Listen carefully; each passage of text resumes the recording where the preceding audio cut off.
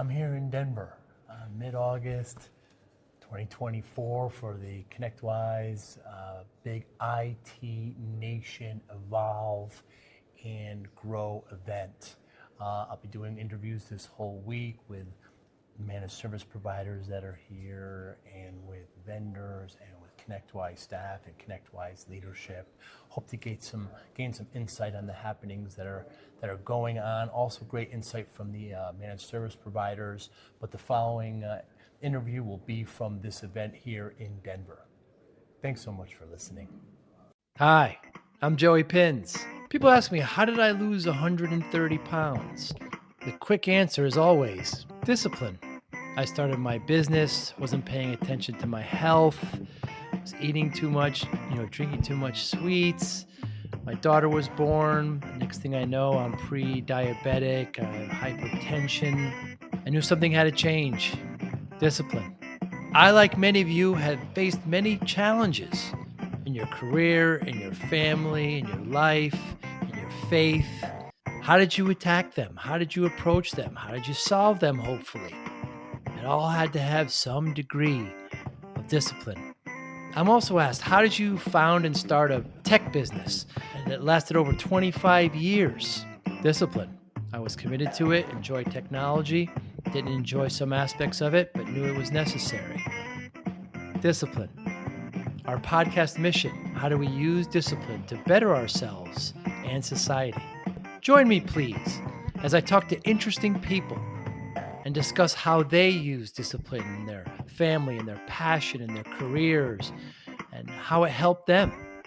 Our podcast vision, growth through learning from others. Joey Pinz Discipline Conversations. It'll be light and serious. Join us, please. Thank you for consideration. Good morning, Paralee. Good morning. Tell me about your name. I don't know any other Paralees. No, there are about 5 or 6 of us in the United States right now. Come on. Yeah. Really? So my name comes from a family name. Yes. About 5 generations ago, her name was Para, middle name Lee. Ah. And then my parents found a 50th wedding anniversary napkin in my grandmother's basement when my mom was about 8.5 months pregnant. And they were like, oh, perfect. But I do have my first name at gmail.com. I was one of the early adopters. Really? So anyone who knows any other Paralee assumes that her email address is the same. So I get invited to Paralee's church choir practice reminders. I got one Paralee's tax return confirmations. Another Paralee booked a flight to Colombia last year. Wow. And I thought it was my husband booking a trip for us to go somewhere special. You thought you got inside. Yes.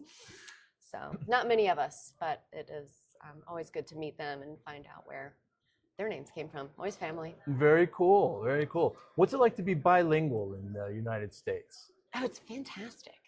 I think there's a lot of opportunity to surprise people when you're bilingual, because you can talk to people and you can tell, like, oh, wait, right? Like, I speak Spanish and English. Yes. And I talked to someone in English and they're like, maybe struggling a little bit. And I'm like, está bien, puedes hablar español. And they're like, and it's like, there's this immediate level of trust and, I don't know, just sort of like friendship of like, how hard it is to speak in another language. Spanish is still hard for me. Yes. But, I love it. And the difference between Spanish in Spain and the Spanish in Mexico and Latin America? Insanely different. Really? Every single country has a different way that they speak. I learned Spain Spanish, which they don't call it that. So there's Castellano and there's all kinds Catalan, all these things. I learned from a teacher from Valencia. So that's a lot of like Valencia. And then I studied in southern Spain, very near Morocco, and they basically don't pronounce any consonants. Really? So it's really fun, like hola is yo, like adios is yo, basically, Really? And then I lived in Peru for a long time, and they have the most beautiful clear pronunciation of every single letter. Really? I love it. For me, as like a linguist, it was really exciting. I was like, I was still very much learning. It's like, I understand everything you're saying. It was wonderful. Colombia is very similar. And then if you go south, Chile, Argentina, Uruguay, like they have a totally different. Do they? It's amazing. And that's what my husband learned. So he and I speak very differently. Yeah, Argentina's got a lot of Italian. So is there Italian influences in the Spanish? Yeah, Italian, Portuguese. Right, because of Brazil. Yeah, it's amazing. Languages always fascinate me. Same. I think if I could choose another pathway, a long time ago, just get a patron of some kind and just study poetry in other languages, I think would be really fun. Yeah, I've heard people like, Bible scholars that actually had to teach themselves Hebrew. Yeah. Because they wanted to understand exactly Right. what they meant for the translation. And Aramaic, right, and, Aramaic, like all of these things. That used to frustrate me when I was a kid. I grew up in Georgia, very church-focused part of the country. And it always annoyed me when, my youth ministers and stuff would be like, well, the Greek translation, blah, blah, blah, blah, blah. It's like, but it wasn't written in Greek.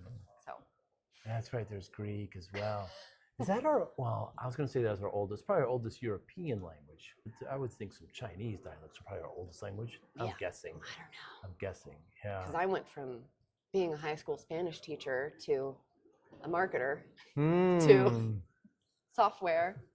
And now here I am so in the channel. In the channel, that's right. What about marketing do you like? What attracts you about marketing?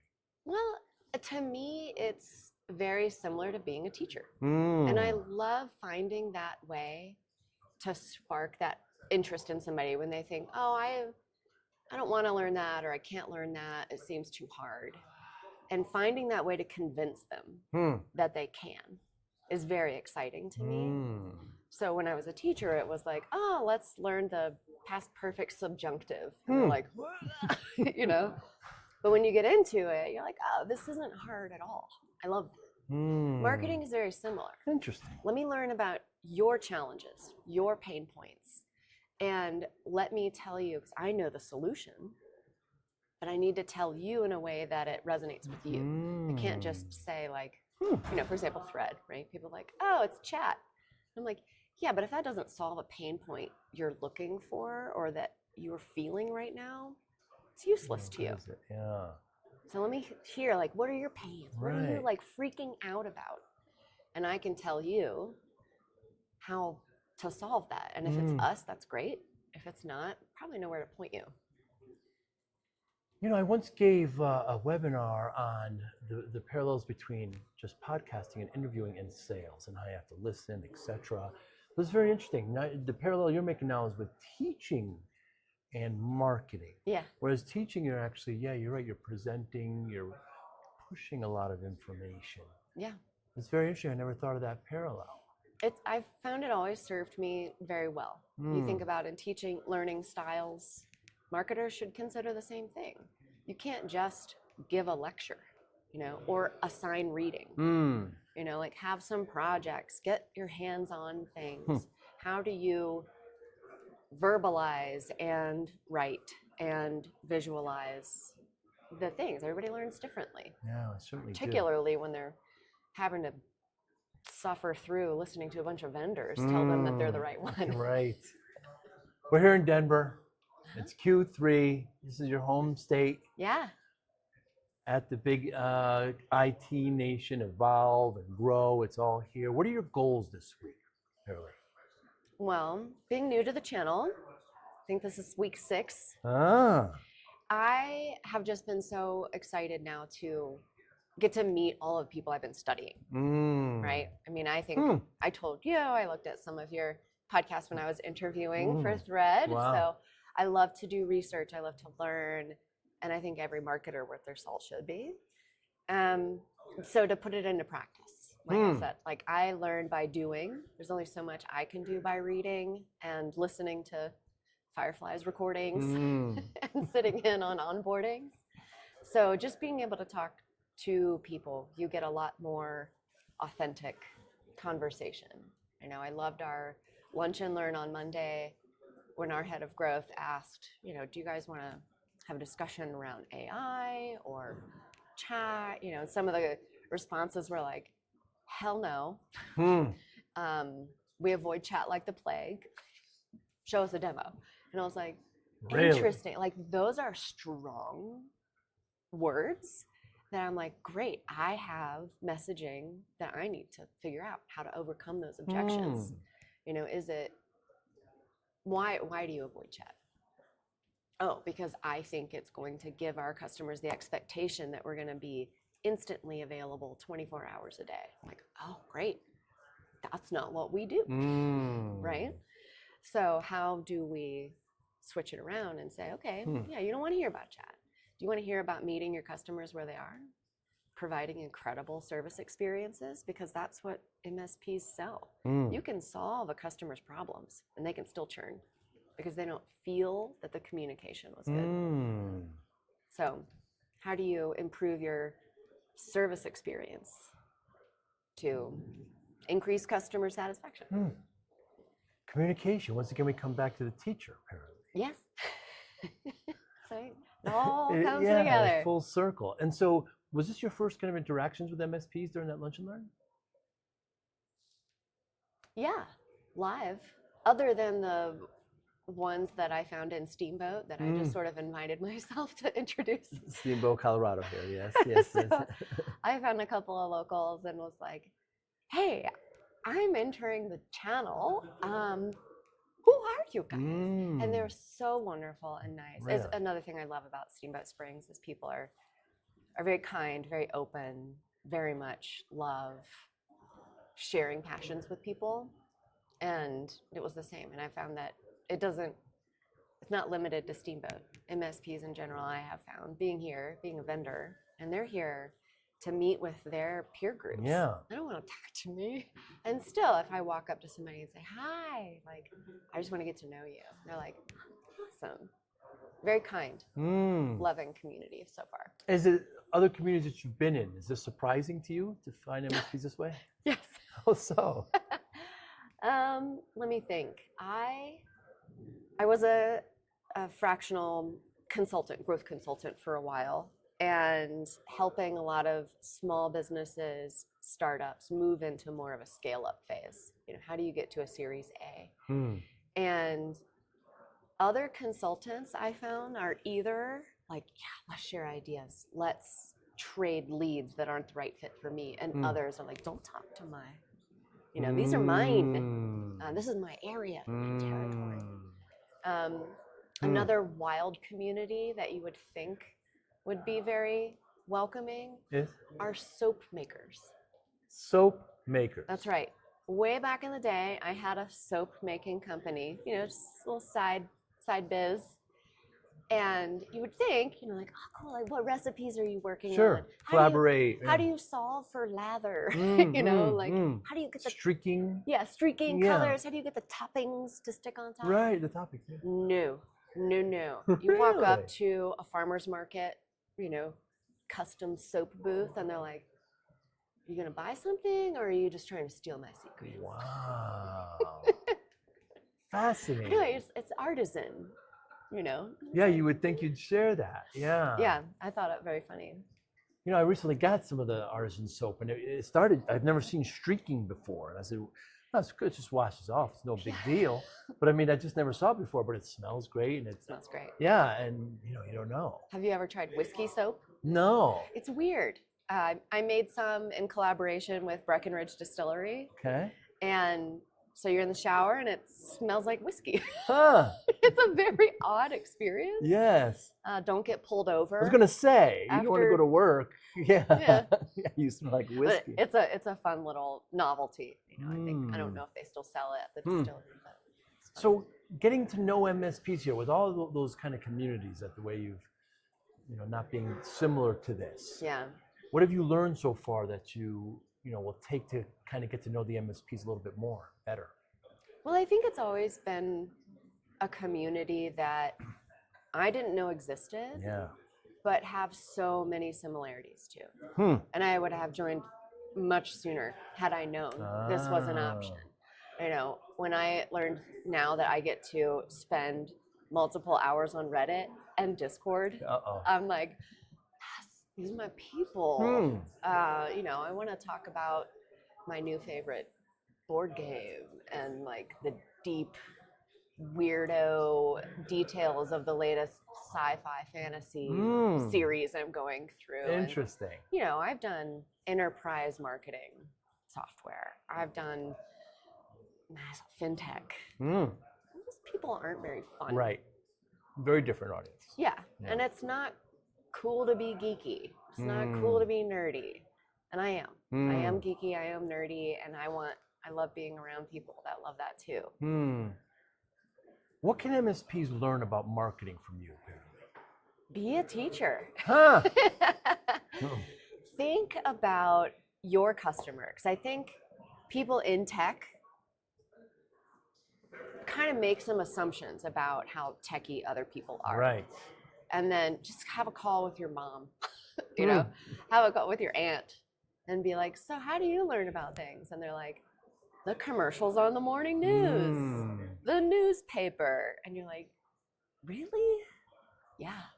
Still Like traditional. a lot of really old school marketing tactics still really work. Wow. Depending on your audience, right? If you want more modern customers, then you've got to meet them where they are.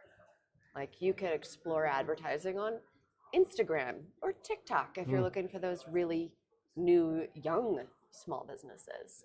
But if your bread and butter is helping more old school traditional companies think about how your mom works, like that's, or your dad, you know, like they're talking at lodge meetings or, you know, the Elks Club, you know, like very traditional things can still work really well. And the bonus is they're usually a lot cheaper. Right. Because everybody's competing over digital ad space or, I don't know, like trying to set up sponsorships of big things. I find those rarely deliver Really? the ROI, especially if you're trying to attract small businesses. Right.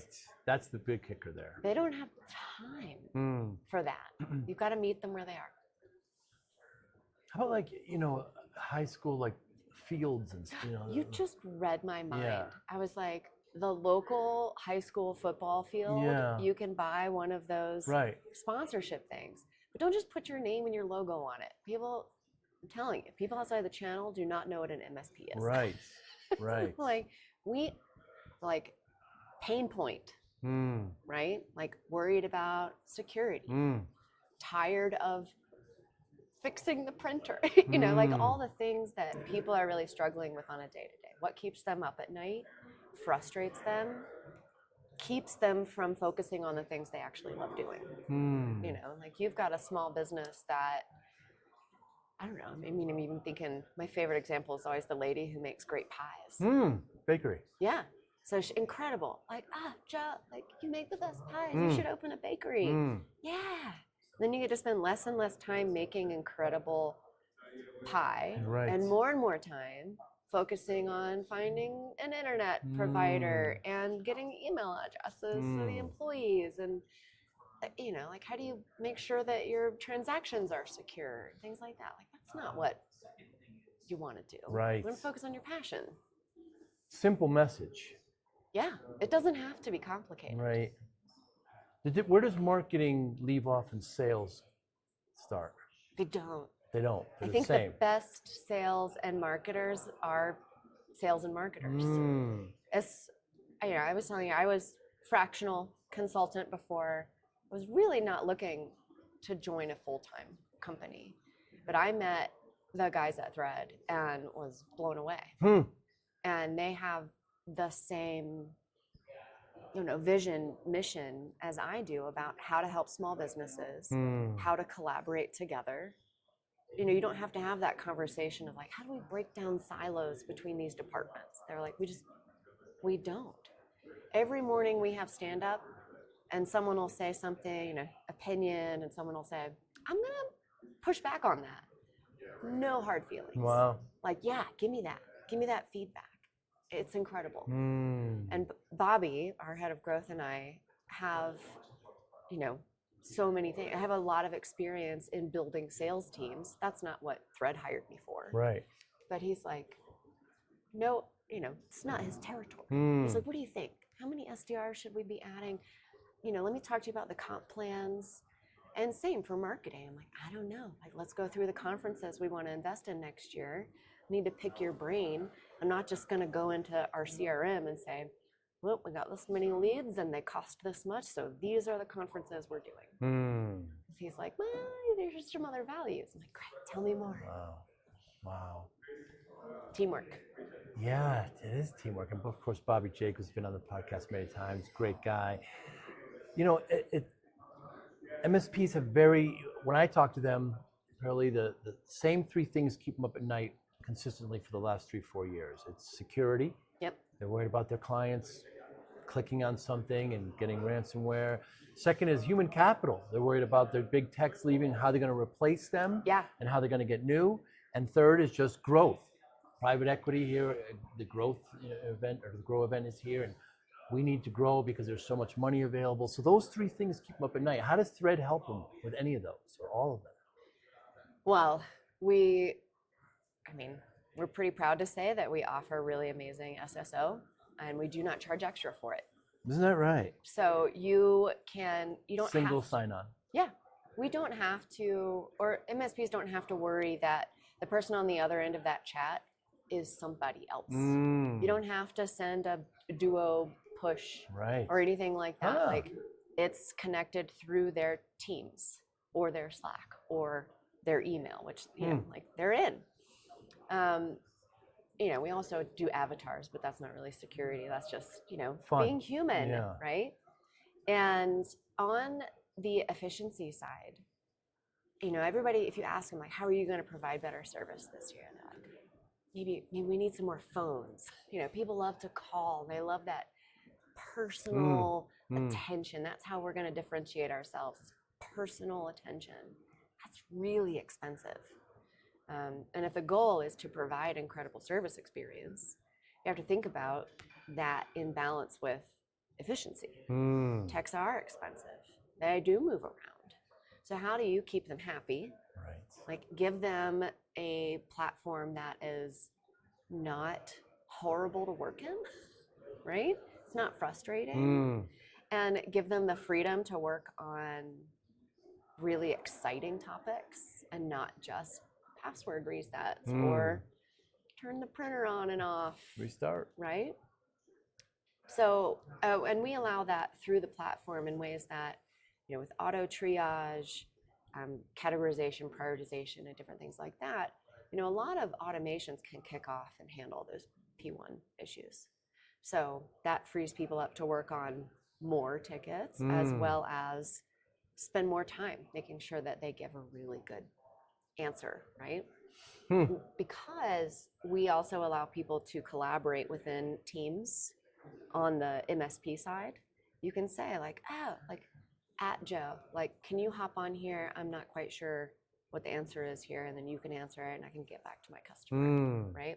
So instead of just yelling across the office, like, help, you can also ask our magic AI to say like, how could I explain this to someone who doesn't understand all of the techie, right? So those are really fun. And then the third one, just growth, profitability. I mean, it's very tied to efficiency, right? If you can make your existing team more efficient and increase customer satisfaction at the same time, you're going to see profitability grow. You don't have to worry so much about churn when your customers are happy, right? And I think one of Bobby's favorite presentations is, what's your CSAT score? And everybody's like, 95, 96. And you're like, cool, how many of you had a customer churn this year? Everybody. Right. It's just not the whole story. So how do you make sure that your customers are happy? And you're, one, more likely to get higher response rates if it's through chat. It's real easy, right? Like, not another email, right? Second is being able to ask like about customer effort score. Customer effort score. CES. It's amazing. So after you close out an issue, you send the customer a message saying like, how much effort was required from you to solve this? And we talk about avoiding ticket ping pong. You're like, hi, my computer's slow. 2 hours later, they get back. Oh, okay. Like, what's happening? Well, now this person's in a meeting. They're not answering. So it goes back and forth, and then that person's computer still isn't working. When you make communication omni-channel across chat, email, portal, phone, whatever you're using, then you can keep the conversation moving and quickly, and then it feels like the problem is solved in minutes instead of days. It's not just time to resolve. How much time did you work on the ticket? How many days did it take that time to spread across? That really frustrates customers. Yeah, it certainly does. You mentioned AI, Paralee. How's that going to affect marketing? Well, I can't tell you how happy I am. ChatGPT is always open on my computer to help me write content. I still always spend a good amount of time editing, making it me. And I think that's where a lot of people start, they get nervous. I don't want AI interacting directly with my customers because I don't fully trust that it's going to say the right thing. So that's always something, if anybody is looking to incorporate AI into their business, MSPs are offering human help for problems, right? So you have to really think about conversational AI versus assistive AI and how those things are going to make you better and what you feel comfortable with. A lot of our assistive AI is that auto categorization. And then a human can always change it and be like, oh, I got that wrong. But for the most time, it's going to have 95% accuracy, and that saves a couple of minutes on every single ticket. Same with triage, prioritization, time entry. Oh my gosh. Yeah, big. So we use a lot of AI. We've been working with OpenAI for just over 4 years. They went very early with them to make sure that we train the thread AI to be nothing's ever going to be hallucination free is what I call it, which I love. But I've been very happy. When I first joined Thread, I didn't even know, it was an AI product because they're like, it's a service product. It's a service experience platform. And yeah, AI powers some of it because that's where we're going. If you're not incorporating AI, you're going to get left behind because that makes you more efficient. It takes on the tasks that you don't want to spend your day on. So it's the future. It certainly is. You got to jump on at some point. And I like your optimism about it because some people feel threatened by it. I'm very optimistic about it. And so apparently I started my MSP in the 90s, a lot older than you. And I was working way too hard, 14, 16-hour days. And I got myself up to 340 pounds, right? I was. Oh my gosh. Yeah. I was a 46-inch waist, and and so the doctor says to me, if I don't lose the weight, you're not gonna see your daughter graduate. My daughter was just born, scared the hell out of me. I'm driving home, punching the steering wheel. I did this this is my pie hole. I did this to myself. So I spent the next 6-7 months, lost about 130 pounds. I kept it off. Nice. Because you can't look at it as a finishing line. You got to continue with the change. So people want the quick answer. They do. The secret? Well, and there's no secret. Here's my secret. Discipline. That's how I did it. I got focus, I got willpower, and that's how I maintained and lost the weight. I wonder how discipline plays a role in your life, Paralee. In my personal life? Sure. Let's start there. Well, I also spent the last 20 years working way too hard. Yeah. I had 2 kids. I think I got 4 or 5 weeks of maternity leave for each one. That's not enough. Right. But it's, I was like, it's the grind. I have places to be. By the time I'm 30, I want to be an executive. By the time I'm 40, I want to be making this much money or have this much equity or blah, blah, blah. So last November, I took a sabbatical. Good for you. And it was so hard. Not working. Yeah. I can't imagine. It was so hard. Yeah. But I find it was akin to giving up a bit of an addiction, right? Like food, work, alcohol, like all these things. It's just hard to make that first step and say, I am going to change everything I do differently. Wow. And it is a journey. It was hard. I probably spent the first 2 months just being like, I don't know. I got into sourdough. My God. Love sourdough. So do I. But my husband was like, you're not doing other things because you're always like feeding the sourdough. Yeah, or you you're got folding germ. it. Yeah. Fortunately, the ski season started.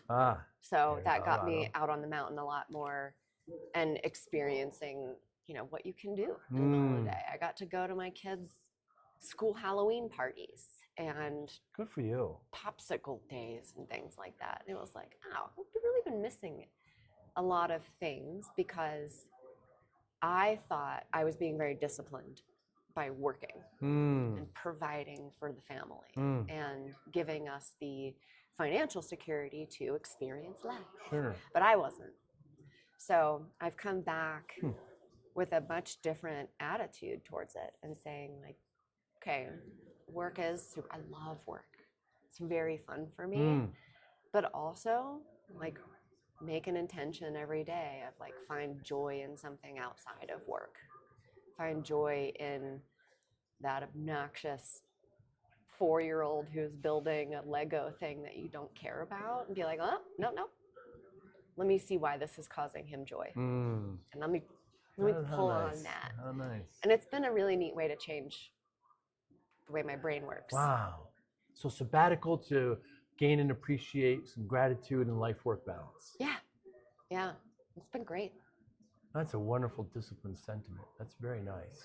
And I think it can also, not that a sabbatical is necessary for everybody, although I highly encourage it. Yeah.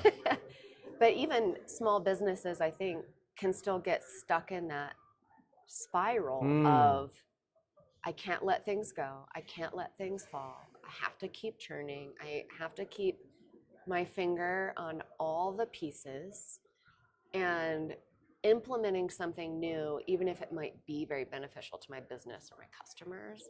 It's a lot of work. Imagine switching PSAs or, right? Like, what are my customers going to think about AI? Right. Like, it's going to freak them out. They're going to think I'm abandoning them. Wow. So start small, right? Small steps. Yeah, take small steps. Work with other companies that really understand your customers. I love one of our partners works with public school systems, and I love that. So it's like, okay, their customers' needs are very different than some of our other partners' customers' needs. And saying like, how can we support you in that is very different.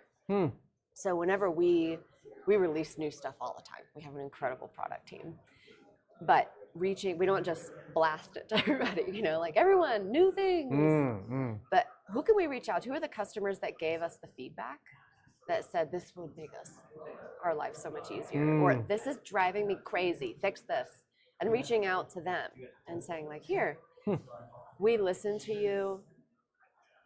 Can you try this? Can you give us feedback on how to make it even better? I think that's my big thing that I learned in my sabbaticals, asking the people around me, how can I be a better Good for you. friend, wife, mom, sister, Neighbor. anything. Yeah, just human on this planet. And I think a lot of companies are scared to ask that question. Like, how can we make service even better for you? Worthwhile endeavor to ask those simple Scary, though. questions. You're afraid of the answers? Always. Yeah. It's always hard to hear. Paralee, you spend too much time folding and stretching sourdough. Yeah, it's so good though. It's worth it. It's so good. Yeah, it's so good. Yeah, it's so good. Yeah. Oh God, don't even get me going on nutrition. So the breads that you buy, why does bread need 35 ingredients? Garbage. I can't have store-bought anymore. Enriched flour is not enriched at all. Anyway, that is a very different subject. Paralee, thank you so much for your time today. I really appreciate it. Good luck this week. Thank you so much. It's really been a pleasure. Thanks for having me on. Thank you for listening and or viewing Joey Pinz Discipline Conversations. Please share this episode with one or two of your friends who you think may benefit from the episode. Our website, www.joeypins.com, There you find lots of resources and you could join our mailing list. Please follow us on all our social media, Instagram, Twitter, and Facebook. Podcast information, the video version of our podcast is on YouTube. Please subscribe. Audio is on all major podcasting platforms. Please follow them. And if you like it, please consider giving 5-star rating. Would really appreciate that. Thank you again for listening or watching Joey Pinz Discipline Conversations.